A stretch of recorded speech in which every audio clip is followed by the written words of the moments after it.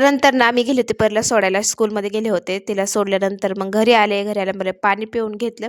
कारण की ना जायचं आणि यायचं खूप दमल्यासारखं होतं. त्याच्यामुळं ना पहिला ह्याला पाणी घेतलं, जरा बसले शांत.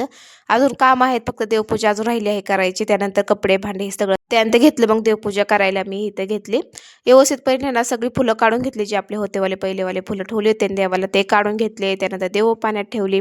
सगळं पुसून घेतलं, कारण की झालं ना वरती धूळ चढते आणि लाकडाचं असलं मंदिर असल्यावर लगेच धूळ दिसते.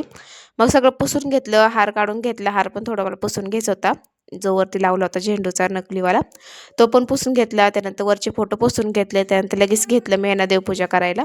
मग सगळी माझी ना देवपूजा करून पण झाली होती. छानशी फुलं ठेवली तर मंदिरला वेगळंच लुक येतो लगेच मंदिरला. म्हणजे फुलं ठेवली ना देवापाशी तर खूप छान वाटतं, प्रसन्न वाटतं मंदिर पण.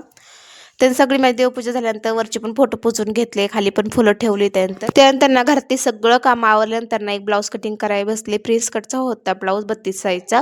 ते कटिंग केलं, म्हणजे पेपर कटिंग करून झालं. परत अस्तर माप ठेवली. हे 2 अस्तर जाऊन आणले होते, म्हणजे 3 अस्तर आणले होते त्या दिवशी मी बाहेर गेलते ना तेव्हा. मग त्यानंतर ना लगेच कटिंग करायला घेतलं मी, पटपट असं करून घेतलं कटिंग. कारण की आज ना 3-4 कटिंग करून घ्यायची आहेत मला, म्हणजे एकदमच कटिंग करून झालं ना मला बरं पडतं. मग त्यानंतर प्रिन्स कटची पूर्ण कटिंग करून झाली मला, आणि एक फ्रॉकची पण कटिंग करायची आहे बाकी अजून. त्यानंतर हे व्यवस्थित करून घेतलं कटिंग, भाई व्यवस्थित काढून घेतली साईडला. हे कटिंग झालं ना तर मला बरं पडतं, म्हणजे ह्यानं पुढचे पार्ट आपल्याला काढून घ्यायला अस्तरचे. त्यानंतर ह्यानं मेन फॅब्रिकवर ठेवून घेतल्यानंतर कटिंग करून घेणार. आता मेन फॅब्रिकवर ठेवलं होतं मी.